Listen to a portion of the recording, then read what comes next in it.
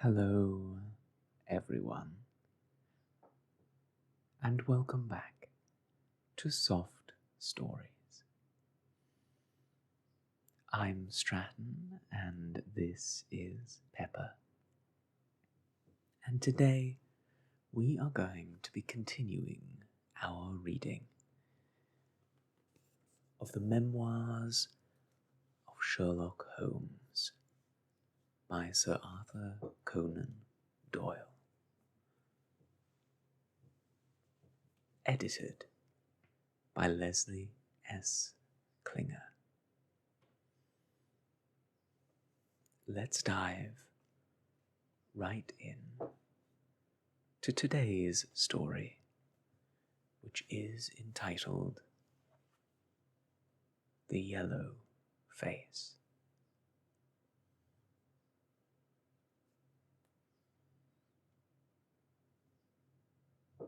In publishing these short sketches, based upon the numerous cases in which my companions' singular gifts have made me the listener to, and eventually the actor in, some strange drama, it is only natural that I should dwell rather upon his successes than upon his failures.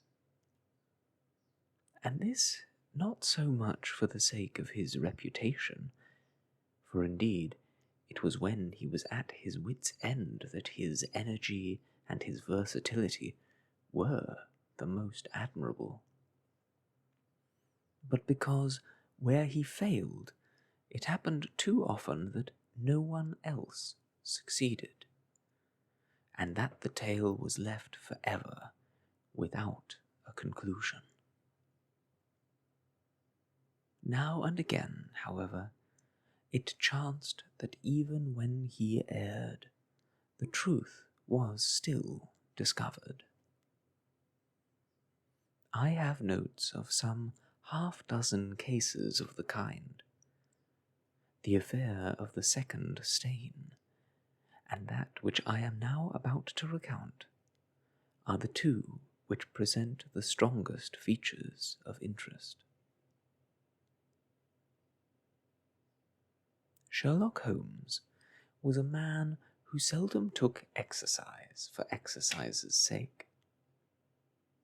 Few men were capable of greater muscular effort, and he was, undoubtedly, one of the finest boxers of his weight that I have ever seen. But he looked upon aimless bodily exertion as a waste of energy, and he seldom bestirred himself, save where there was some professional object to be served. Then he was absolutely untiring and indefatigable. That he should have kept himself in training under such circumstances is remarkable. But his diet was usually of the sparest, and his habits were simple, to the verge of austerity.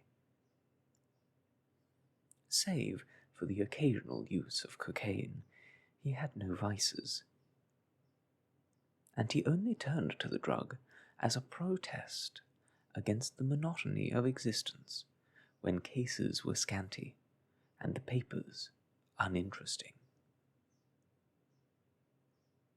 One day in early spring, he had so far relaxed as to go for a walk with me in the park, where the first faint shoots of green were breaking out upon the elms, and the sticky spearheads of the chestnuts were just beginning to burst into their five-fold leaves.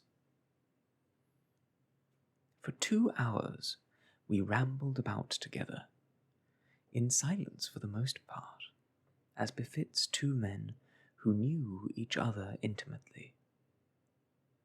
It was nearly 5 before we were back in Baker Street once more.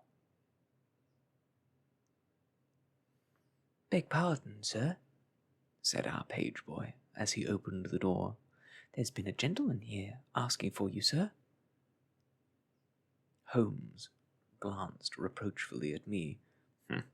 So much for afternoon walks, said he. Has this gentleman gone, then? Yes, sir. Didn't you ask him in? Yes, sir. He came in. How long did he wait? Half an hour, sir. He was very restless, gentleman, sir, a walk-in and a stamping all the time he was here. I was waiting outside the door, sir, and I could hear him. At last he goes out into the passage and he cries, "Is that man ever going to come?" Those were his very words, sir. You'll only need to wait a bit longer, says I. Then I'll wait in the open air, for I feel half choked, says he. I'll be back before long. And with that, he ups and he outs, and all I could say, I wouldn't hold him back. Well, you did your best, said Holmes, as we walked into our room. It's very annoying, though, Watson. I was badly in need of a case, and this looks, from the man's impatience, as if it were of importance. Hello, that's not your pipe on the table. He must have left it behind him. A nice old briar, with a good long stem of what tobacconists call amber. I wonder how many real amber mouthpieces there are in London. Some people think that a fly in it is a sign. Why, it's quite a branch of trade, the putting of sham flies into the sham amber.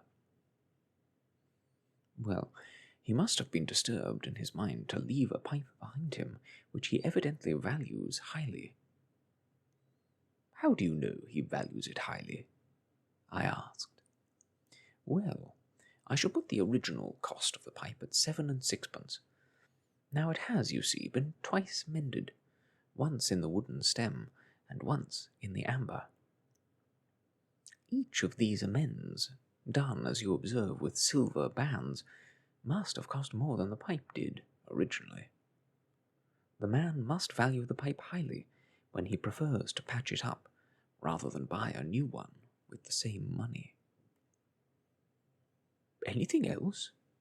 I asked, for Holmes was turning the pipe about in his hand and staring at it in his long, peculiar, pensive way.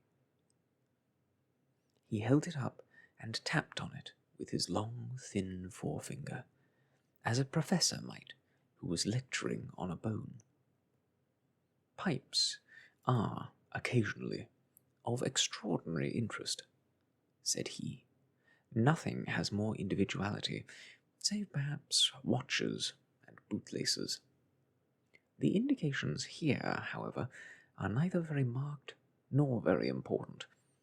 The owner is obviously a muscular man, left-handed, with an excellent set of teeth, careless in his habits, and with no need to practice economy. My friend threw out the information in a very off-hand way, but I saw that he cocked his eye at me to see if I had followed his reasoning. You think a man must be well-to-do if he smokes a 7-shilling pipe, said I. This is Grosvenor mixture at 8pence an ounce, Holmes answered, knocking a little out on his palm. As he might get an excellent smoke for half the price, he has no need to practice economy. And the other points? He's been in the habit of lighting his pipe at lamps and gas jets. You can see that it is quite charred all down one side. Of course, a match could not have done that. Why should a man hold a match to the side of his pipe?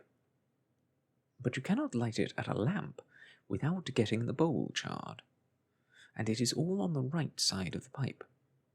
From that I gather that he is a left-handed man. You hold your own pipe to the lamp, and see how naturally you, being right-handed, hold the left side to the flame. You might do it once the other way, but not as a constancy. This has always been held so. Then he has bitten through his amber, It takes a muscular, energetic fellow, and one with a good set of teeth, to do that. But, if I am not mistaken, I hear him on the stair. So we shall have something more interesting than his pipe to study. An instant later, our door opened, and a tall young man entered the room. He was well but quietly dressed in a dark grey suit, and carried a brown wide-awake in his hand. I should have put him at about 30, though really he was some years older. "I beg your pardon," said he with some embarrassment. "I suppose I should have knocked." "Yes, of course I should have knocked. The fact is that I'm a little upset, and you must put it all down to that." He passed his hand over his forehead like a man half dazed, and then fell, rather than sat, down upon a chair. "I can see that you have not slept for a night or two," said Holmes in his easy, genial way that tries a man's patience more than work, and even more than pleasure. "May I ask how I can help you?" "I wanted your advice, sir. I don't know what to do, and my whole life seems to have gone to pieces." "You wish to employ me as a consulting detective?" "Not that only. I want your opinion as a judicious man, as a man of the world. I want to know what I ought to do next. I hope to God you'll be able to tell me." He spoke in little, sharp, jerky outbursts, and it seemed to me that to speak at all was very painful to him, and that his will all through was overriding his inclinations. "It's a very delicate thing," said he. "One does not like to speak of one's domestic affairs to strangers. It seems dreadful to discuss the conduct of one's wife with two men whom I have never seen before. It's horrible to have to do it, but I've got to the end of my tether, and I must have advice." "My dear Mr. Grant Munro," began Holmes. Our visitor sprang from his chair. "What?" he cried. "You know my name?" "If you wish to preserve your incognito," said Holmes, smiling, "I should suggest that you cease to write your name upon the lining of your hat, or else that you turn the crown towards the person to whom you are addressing.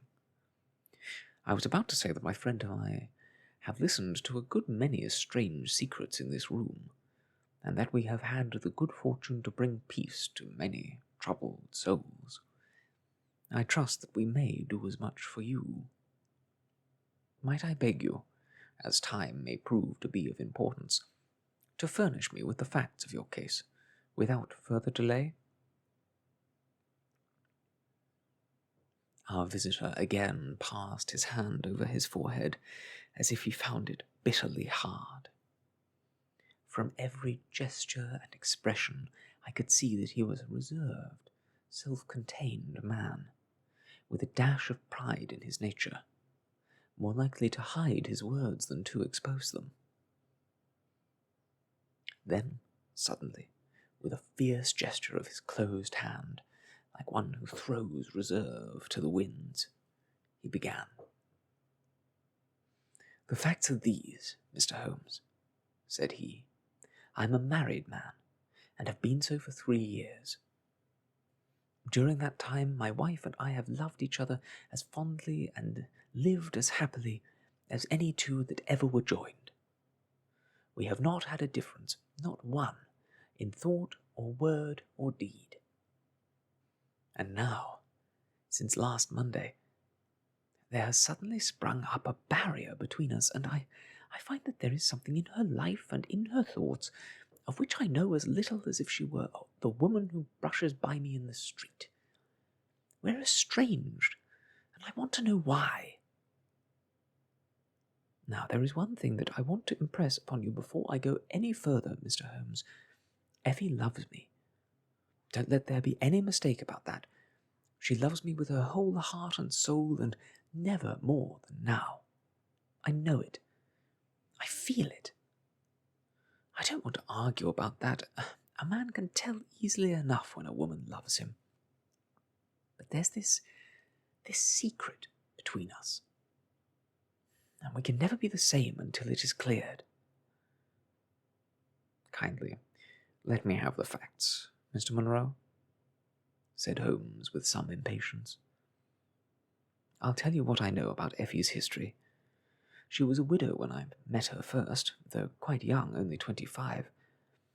Her name then was Mrs. Hebron.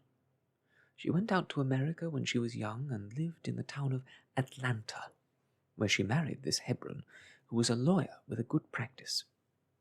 They had one child, but the yellow fever broke out badly in the place, and both husband and child died of it. I've seen his death certificate. This sickened her of America, and she came back to live with a maiden aunt at Pinner in Middlesex. I may mention that her husband had left her comfortably off, and she had a capital of about £4,500, which had been so well invested by him that it returned an average of 7%. She had only been 6 months at Pinner when I met her. We fell in love with each other, and we married a few weeks afterwards. I am a hop merchant myself, and as I have an income of 700 or 800, we found ourselves comfortably off, and took a nice £80 a year villa at Norbury. Our little place was very countrified, considering that it is so close to town. We had an inn and 2 houses a little above us, and a single cottage at the other side of the field which faces us, and except those there were no houses until you got halfway to the station. My business took me into town at certain seasons, but in summer I had less to do, and then in our country home my wife and I were just as happy as could be wished. I tell you that there never was a shadow between us until this accursed affair began. There's one thing I ought to tell you before I go further. When we married, my wife made over all her property to me, rather against my will, for I saw how awkward it would be if my business affairs went wrong. However, she would have it so, and it was done. Well, about 6 weeks ago she came to me. "Jack," said she, "when you took my money, you said that if ever I wanted any, I was to ask you for it."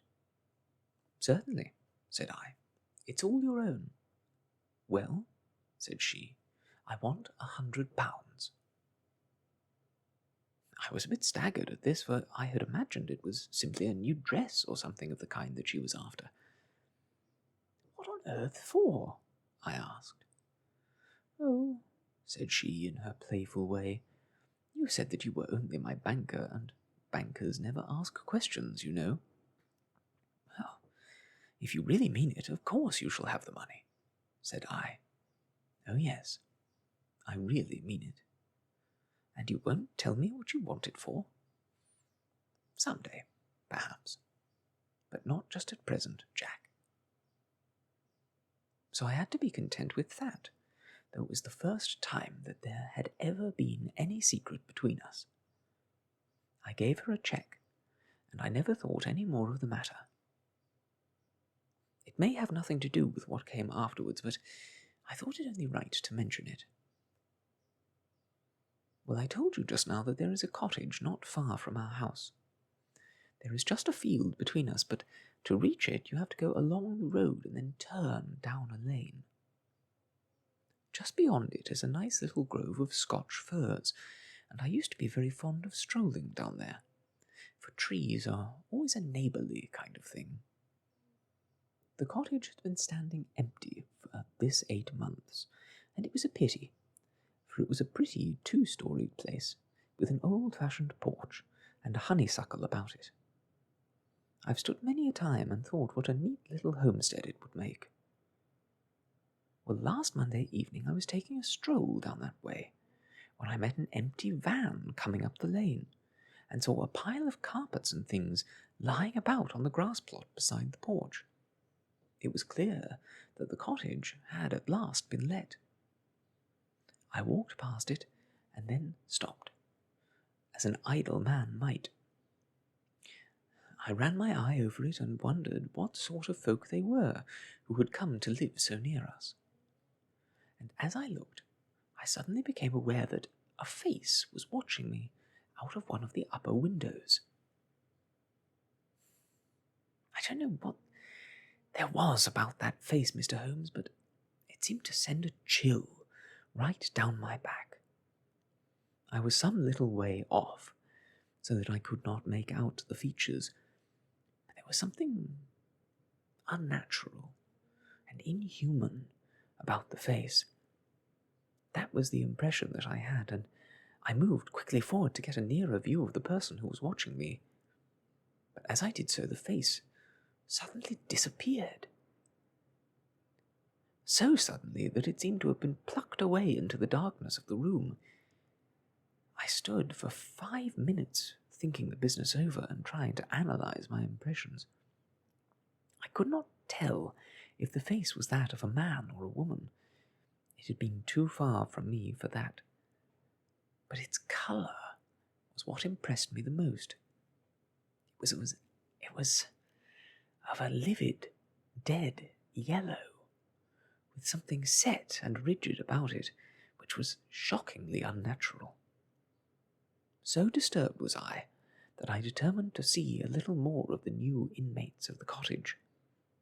I approached and knocked at the door, which was instantly opened by a tall, gaunt woman with a harsh, forbidding face. "What may you be wanting?" she asked, in a northern accent. "I'm your neighbour, over yonder," said I, nodding towards my house. "I see that you've only just moved in, so I thought that if I could be of any help to you in any— Aye, we'll just ask you when we want ye," said she, and shut the door in my face. Annoyed at the churlish rebuff, I turned my back and walked home. All the evening, though I tried to think of other things, my mind would still turn to the apparition at the window and the rudeness of the woman. I determined to say nothing about the former to my wife, for she is a nervous and high-strung woman, and I had no wish that she would share the unpleasant impression which had been produced upon myself. I remarked to her, however, before I fell asleep, that the cottage was now occupied, to which she returned no reply. I am usually an extremely sound sleeper. It has been a standing jest in the family that nothing could ever wake me during the night, and yet somehow, on that particular night, whether it might have been the slight excitement produced by my little adventure or not, I know not, but I slept much more lightly than usual. Half in my dreams I was dimly conscious that something was going on in the room, and gradually became aware that my wife had dressed herself and was slipping on her mantle and bonnet. My lips were parted to murmur out some sleepy words of surprise or remonstrance at this untimely preparation, when suddenly my half-opened eyes fell upon her face, illuminated by the candlelight, and astonishment held me dumb. She wore an expression such as I had never seen before, such as I should have thought her incapable of assuming. She was deadly pale and breathing fast, glancing furtively towards the bed as she fastened her mantle, to see if she had disturbed me. Then, thinking that I was still asleep, she slipped noiselessly from the room, and an instant later I heard a sharp creaking, which could come only from the hinges of the front door. I sat up in bed and rapped my knuckles against the rail to make certain that I was truly awake. Then I took my watch from under my pillow. It was 3 a.m. What on earth could my wife be doing out on the country road at 3 a.m? I had sat for about 20 minutes, turning the thing over in my mind and trying to find some possible explanation. The more I thought, the more extraordinary and inexplicable did it appear. I was still puzzling over it when I heard the door gently close again, and her footsteps coming up the stairs. "Where in the world have you been, Effie?" I asked as she entered. She gave a violent start and a kind of gasping cry when I spoke, and that cry and start troubled me more than all the rest, for there was something indescribably guilty about them. My wife had always been a woman of frank, open nature, and it gave me a chill to see her slinking into her own room and crying out and wincing when her own husband spoke to her. "You awake, Jack?" she cried with a nervous laugh. "Why, I thought nothing could wake you." "Where have you been?" I asked more sternly. "I don't wonder that you're surprised," said she, and I could see that her fingers were trembling as she undid the fastenings of her mantle. "Why, I never remember having done such a thing in my life before. The fact is that I felt as though I were choking, and had a perfect longing for a breath of fresh air. I really think that I should have fainted if I had not gone out. I stood at the door for a few minutes, and now I am quite myself again." All the time that she was telling me this story, she never once looked in my direction, and her voice was quite unlike her usual tones. It was evident to me that she was saying what was false. I said nothing in reply, but turned my face to the wall, sick at heart, with my mind filled with 1,000 venomous doubts and suspicions. What was it that my wife was concealing from me? Where had she been during that strange expedition? I felt that I should have no peace until I knew, and yet I shrank from asking her again, after once she had told me what was false. All the rest of the night I tossed and tumbled, framing theory after theory, each more unlikely than the last. I should have gone to the city that day, but I was too perturbed in my mind to be able to pay attention to business matters. My wife seemed to be as upset as myself, and I could see from the little questioning glances which she kept shooting at me that she understood that I disbelieved her statement, and that she was at her wit's end what to do. We hardly exchanged a word during breakfast, and immediately afterwards I went out for a walk, that I might think the matter out in the fresh morning air. I went as far as the Crystal Palace, spent an hour in the grounds, and was back in Norbury by 1 o'clock. It happened that my way took me past the cottage, and I stopped for an instant to look at the windows and to see if I could catch a glimpse of the strange face which had stared out at me on the day before. As I stood there, imagine my surprise, Mr. Holmes, when the door suddenly opened and my wife walked out. I was struck dumb with astonishment at the sight of her, but my emotions were nothing to those which showed themselves upon her face when our eyes met. She seemed for an instant to wish to shrink back inside the house again, and then, seeing how useless all concealment must be, she came forward, with a very white face and frightened eyes which belied the smile on her lips. "Ah, Jack," said she, "I have just been in to see if I can be of any assistance to our new neighbours." "Why do you look at me like that, Jack? You are not angry with me?" "So," said I, "this is where you went during the night." "What do you mean?" she cried. "You came here. I am sure of it. Who are these people that you should visit them at such an hour?" "I have not been here before." "How can you tell me what you know is false?" I cried. "Your very voice changes as you speak. When have I ever had a secret from you? I shall enter that cottage, and I shall probe the matter to the bottom. No, no, Jack, for God's sake, she gasped in uncontrollable emotion. Then, as I approached the door, she seized my sleeve and pulled me back with convulsive strength. I implore you not to do this, Jack, she cried. I swear that I will tell you everything some day, but nothing but misery can come of it if you enter that cottage. Then, as I tried to shake her off, she clung to me in a frenzy of entreaty. Trust me, Jack, she cried. Trust me only this once. You will never have cause to regret it. You know that I would not have a secret from you if it were not for your own sake.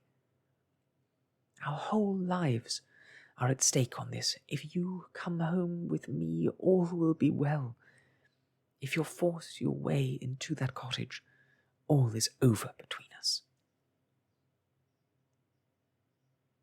There was such earnestness, such despair in her manner, that her words arrested me, and I stood irresolute before the door.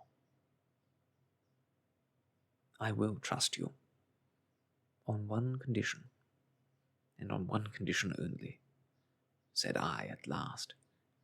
It is that this mystery comes to an end from now. You are at liberty to preserve your secret, but you must promise me that there shall be no more nightly visits, no more doings which are kept from my knowledge. I am willing to forget those which are past, if you will promise that there shall be no more in the future. I was sure that you would trust me, she cried, with a great sigh of relief. It shall be just as you wish. Come away. Oh, come away up to the house.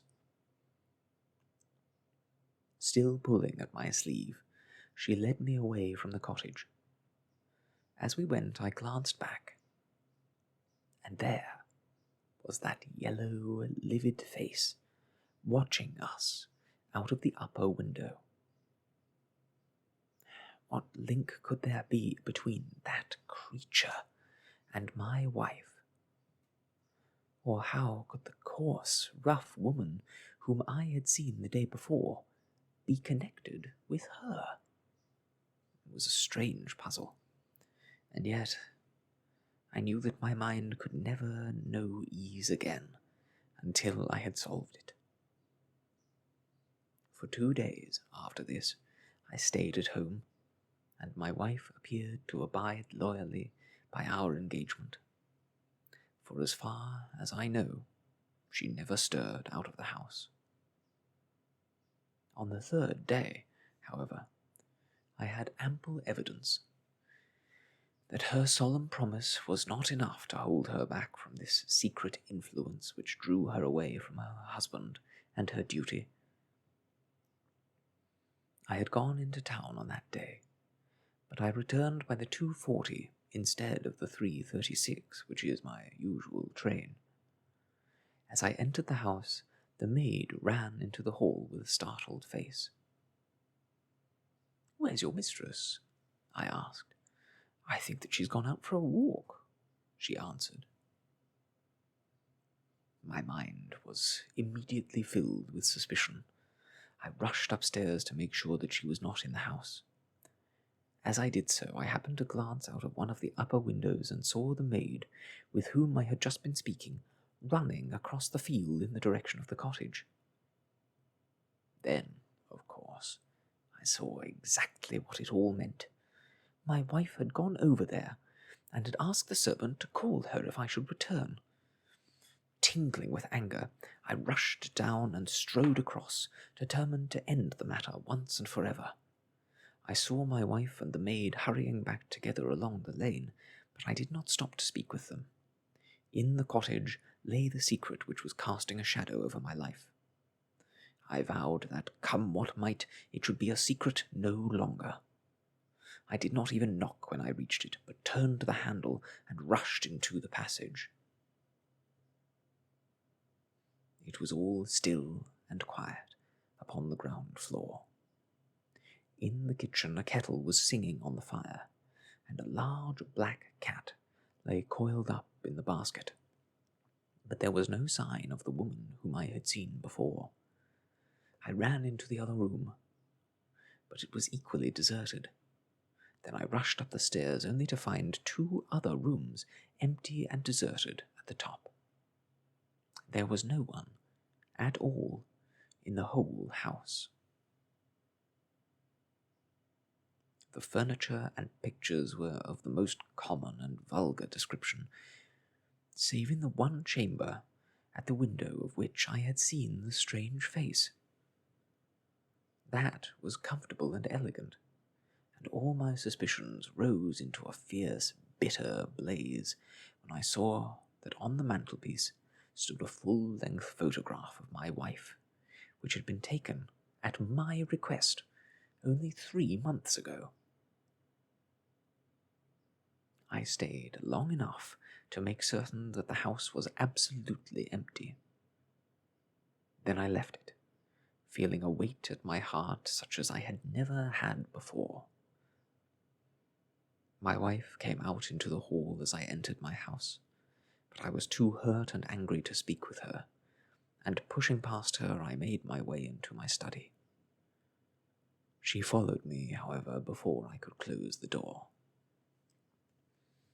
"I'm sorry that I broke my promise, Jack," said she, "but if you knew all the circumstances, I'm sure that you would forgive me." "Tell me everything, then," said I. "I cannot, Jack, I cannot," she cried, "until you tell me who it is that has been living in that cottage, and who it is to whom you have given that photograph. There can never be any confidence between us," said I, and breaking away from her, I left the house. That was yesterday, Mr. Holmes, and I have not seen her since, nor do I know anything more about this strange business. It's the first shadow that has come between us, and it has shaken me so that I do not know what I should do for the best. Suddenly this morning it occurred to me that you were the man to advise me, so I've hurried to you now, and I place myself, unreservedly, in your hands. If there is any point which I have not made clear, pray, question me about it. But above all, tell me quickly what I am to do, for this mystery is more than I can bear." Holmes and I had listened with the utmost interest to this extraordinary statement, which had been delivered in the jerky, broken fashion of a man who is under the influence of extreme emotion. My companion sat, silent now for some time, with his chin upon his hand, lost in thought. "Tell me," he said at last, "could you swear that this was a man's face which you saw at the window?" "Each time that I saw it, I was some distance away from it, so that it's impossible for me to say." "You appear, however, to have been disagreeably impressed by it. It seemed to be of an unnatural colour, and to have a strange rigidity about the features. When I approached, it vanished with a jerk." "How long is it since your wife asked you for £100? "Nearly 2 months." "Have you ever seen a photograph of her first husband?" "No." "There was a great fire at Atlanta very shortly after his death, and all her papers were destroyed." "And yet she had a certificate of death. You say that you saw it?" "Yes. She got a duplicate after the fire." "Did you ever meet anyone who knew her in America?" "No." "Did she ever talk of revisiting the place?" "No." "Or get letters from it?" "Not to my knowledge." Thank you. I should like to think over the matter a little now. If the cottage is permanently deserted, we may have some difficulty. If, on the other hand, as I fancy is more likely, the inmates were warned of your coming and left before you entered yesterday, then they may be back now, and we should clear it all up easily. Let me advise you, then, to return to Norbury, and to examine the windows of the cottage again. If you have reason to believe that it is inhabited, do not force your way, but send a wire to my friend and me. We shall be with you within an hour of receiving it, and we shall then, very soon, get to the bottom of this business. And if it is still empty, in that case, I shall come out tomorrow and talk it over with you. Goodbye, and above all things, do not fret, until you know that you really have a cause for it. I'm afraid that this is a bad business, Watson, said my companion as he returned after accompanying Mr. Grant Munro to the door. What do you make of it? It has an ugly sound, I answered. Yes, there's blackmail in it, or I'm much mistaken. And who is the blackmailer? Well, it must be this creature who lives in the only comfortable room in the place, and has her photograph upon his fireplace. Upon my word, Watson, there is something very attractive about that livid face in the window, and I would not have missed this case for worlds. You have a theory? Yes, a provisional one, but I shall be surprised if it does not turn out to be correct. This woman's first husband is in that cottage. Why do you think so? How else can we explain her frenzied anxiety that her second one should not enter it? The facts, as I read them, are something like this. This woman married in America. Her husband developed some hateful qualities, or shall we say he contracted some loathsome disease and became a leper or an imbecile. She fled from him at last, returned to England, changed her name, and started her life, as she thought, afresh. She had been married 3 years and believed that her position was quite secure, having shown her husband the death certificate of some man whose name she had assumed, when suddenly her whereabouts was discovered by her first husband, or we may suppose by some unscrupulous woman who had attached herself to the invalid. They write to the wife, and threaten to come and expose her. She asks for £100, and endeavours to buy them off. They come in spite of it, and when the husband mentions casually to the wife that there are newcomers in the cottage, she knows, in some way, that they are her pursuers.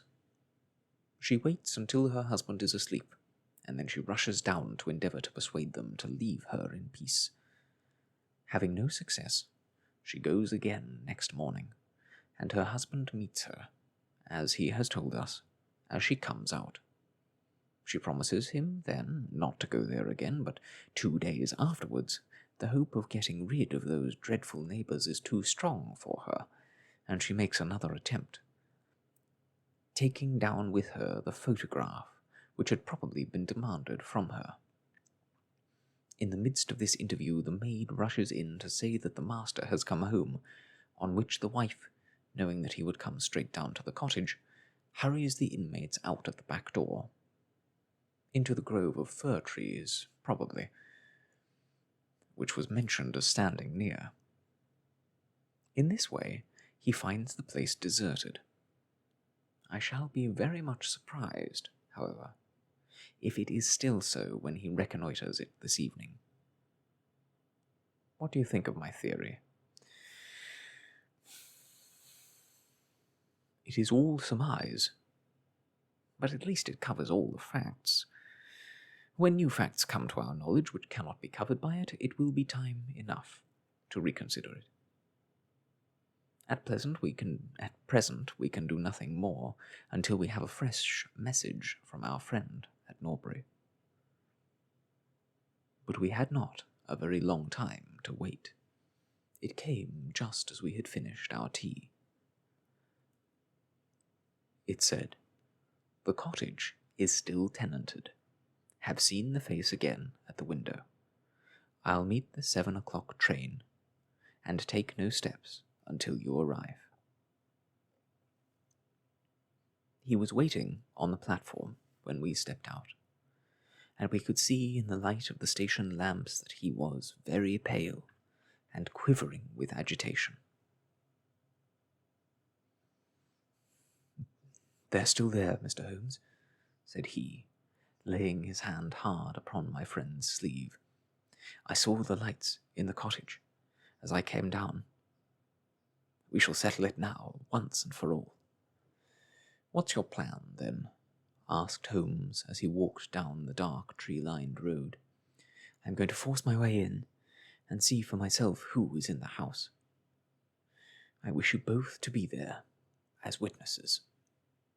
"You are quite determined to do this in spite of your wife's wish, and her warning that it is better that you should not solve the mystery?" "Yes, I am determined." "Well, I think that you are in the right. Any truth is better than indefinite doubt. We had better go up at once. Of course, legally we are putting ourselves hopelessly in the wrong, but I think that it is worth it." It was a very dark night, and a thin rain began to fall as we turned from the high road into a narrow lane, deeply rutted, with hedges on either side.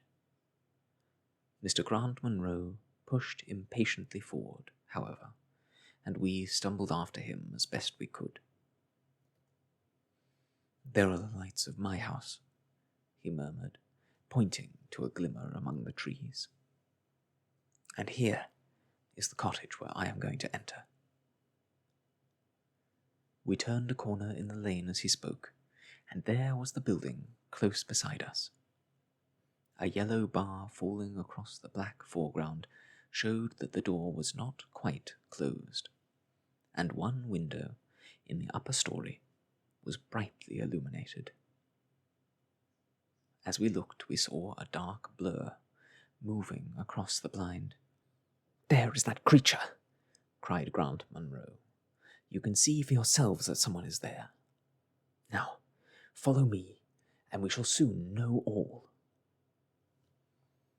We approached the door, but suddenly a woman appeared out of the shadow and stood in the golden track of the lamplight. I could not see her face in the darkness, but her arms were thrown out in an attitude of entreaty. "For God's sake, don't, Jack!" she cried. "I had a presentiment that you would come this evening. Think better of it, dear. Trust me again, and you will never have cause to regret it. I have trusted you too long, Effie," he cried sternly. "Leave go of me. I must pass you. My friends and I are going to settle this matter once and forever." He pushed her to one side, and we followed closely after him. As he threw the door open, an elderly woman ran out in front of him and tried to bar his passage, but he thrust her back, and an instant afterwards we were all upon the stairs. Grant Munro rushed into the lighted room at the top, and we entered at his heels. It was a cosy, well-furnished apartment, with 2 candles burning upon the table, and 2 upon the mantelpiece. In the corner, stooping over a desk, there sat what appeared to be a little girl. Her face was turned away as we entered, but we could see that she was dressed in a red frock, and that she had long white gloves on. As she whisked around to us, I gave a cry of surprise and horror. The face which she turned towards us was of the strangest livid tint, and the features were absolutely devoid of expression. An instant later, the mystery was explained. Holmes, with a laugh, passed his hand behind the child's ear. A mask peeled off from her countenance, and there was a little coal-black negress, with all her white teeth flashing in amusement at our amazed faces. I burst out, laughing, out of sympathy with her merriment, but Grant Munro stood, staring, with his hand clutching his throat. "My God!" he cried. "What can be the meaning of this?" "I will tell you the meaning," cried the lady, sweeping into the room with a proud, set face. "You have forced me, against my better judgment, to tell you, and now we must both make the best of it. My husband died at Atlanta. My child survived." "Your child?" She drew a large silver locket from her bosom. "You have never seen this open?" I understood that it did not open. She touched a spring, and the front hinged back. There was a portrait within of a man, strikingly handsome and intelligent, but bearing unmistakable signs upon his features of his African ancestry. "That is John Hebron of Atlanta," said the lady, "and a nobler man never walked the earth. I cut myself off from my race to wed him, but never once while he lived did I for an instant regret it. It was our misfortune that our only child took after his people rather than mine. It is often so in such matches, and little Lucy is darker far than ever her father was. But dark or fair, she is my own dear little girlie, and her mother's pet." The little creature ran across at the words, and nestled up against the lady's dress. "When I left her in America," she continued, "it was only because her health was weak, and the change might have done her harm. She was given to the care of a faithful Scotch woman, who had once been our servant. Never for an instant did I dream of disowning her as my child, but when chance threw you in my way, Jack, and I learned to love you, I feared to tell you about my child. God forgive me, I feared that I should lose you, and I had not the courage to tell you. I had to choose between you, and in my weakness, I turned away from my own little girl. For 3 years have I kept her existence a secret from you, but I heard from the nurse, and I knew that all was well with her. At last, however, there came an overwhelming desire to see the child once more. I struggled against it, but in vain. Though I knew the danger, I determined to have the child over, if it were but for a few weeks. I sent £100 to the nurse, and I gave her instructions about this cottage, so that she might come as a neighbour without my appearing to be in any way connected with her. I pushed my precautions so far as to order her to keep the child in the house during the daytime, and to cover up her little face and hands, so that even those who might see her at the window should not gossip about there being a black child in the neighbourhood. If I had been less cautious, I might have been more wise, but I was half crazy with fear lest you know the truth. It was you who first told me that the cottage was occupied. I should have waited for the morning, but I could not sleep for excitement, so at last I slipped out, knowing how difficult it is to awaken you, but you saw me go, and that was the beginning of my troubles. Next day you had my secret at your mercy, but you nobly refrained from pursuing your advantage. 3 days later, however, the nurse and child only just escaped from the back door as you rushed in at the front one. And now, tonight you, at last, know all. And I ask you,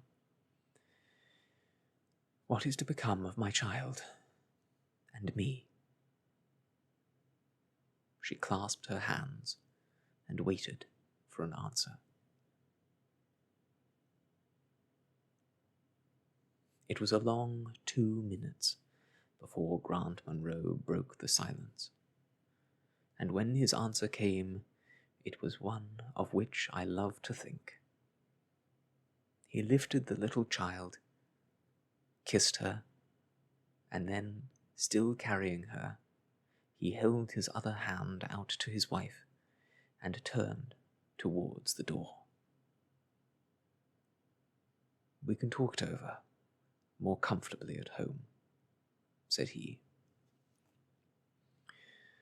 "I am not a very good man, Effie, but I think that I am a better one than you have given me credit for being. Holmes and I followed them down to the lane, and my friend plucked at my sleeve as we came out.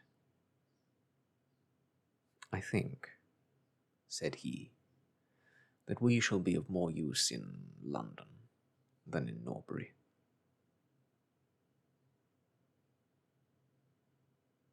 Not another word did he say of the case until late that night, when he was turning away with his lighted candle for his bedroom.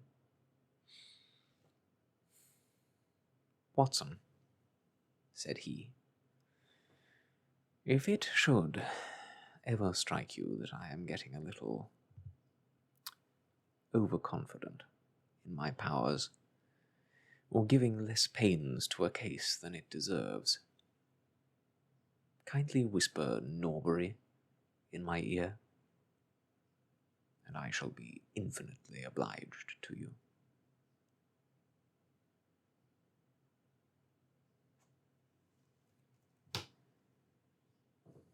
And that, my friends, is the end of the adventure of the Yellow Face, a favourite of mine in this collection of many excellent tales. Though it has some language which I would consider to be not just antiquated, but in poor taste to be of use today, I think that the message is a good one, and it is sad that the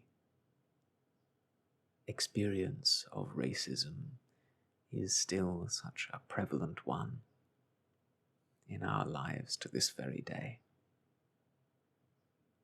I hope that in the future there will be more Grant Munros in the world than there are those who would turn away from a child in need.